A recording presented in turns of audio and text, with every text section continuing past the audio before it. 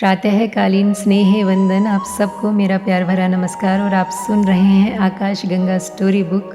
और आज सुनते हैं कहानी विक्रम और बेताल की। बेताल पच्चीसी की पहली कथा है कि सम्राट विक्रमादित्य के दरबार में एक फ़कीर आया। सुबह का वक्त था। रिवाज के अनुसार लोग सम्राट को भेंट चढ़ाने के लिए सुबह सुबह आया करते थे। उस फ़कीर ने भी जंगली सा दिखने वाला फल सम्राट को भेंट किया। सम्राट थोड़ा मुस्कुराया।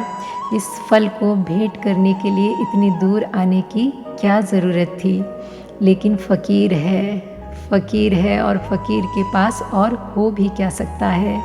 तो राजा ने उसे स्वीकार कर लिया। उसके पास ही वज़ीर बैठा था। उसने वह फल उसके हाथों में दे दिया। जो भेंट आती थी वह वज़ीर लेता रहता और रखता जाता था।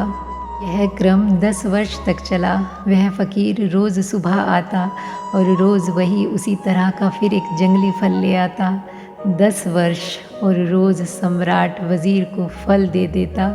ना तो उसने कभी पूछा, क्योंकि सुबह सैकड़ों लोग भेंट लाते थे।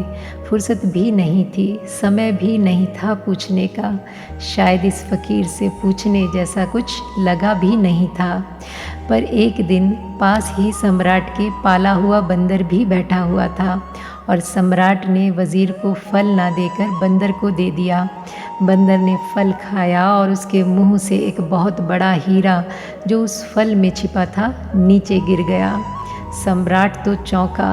इतना बड़ा हीरा तो उसने देखा भी नहीं था। वज़ीर से कहा कि बाकी फल कहाँ है। वज़ीर ने भी ये सोचा था कि जंगली फल है, पर फिर भी उसने सोचा कि सम्राटों के पास संभल कर रहना पड़ता है, तो एक तलघरे में वह फेंकता जाता था। क्योंकि फलों का करोगे क्या, जंगली थे, खाने योग्य भी नहीं लगते थे, स्वाद भी ठीक नहीं होगा। तलघरा खोला गया। भयंकर बदबू से भरा था, क्योंकि सारे फल सड़ गए थे, लेकिन उन सड़े हुए फलों के बीच हीरे चमक रहे थे।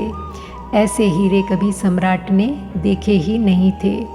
फ़कीर को कहा कि यह क्या राज है, तुम क्या चाहते हो, किस लिए 10 साल से यह भेंट ला रहे हो। और मैं कैसा अज्ञानी कि मैंने कभी देखा भी नहीं। मैंने समझा कि जंगली फल है। होश ना हो तो ज़िंदगी ऐसे ही चूक जाती है।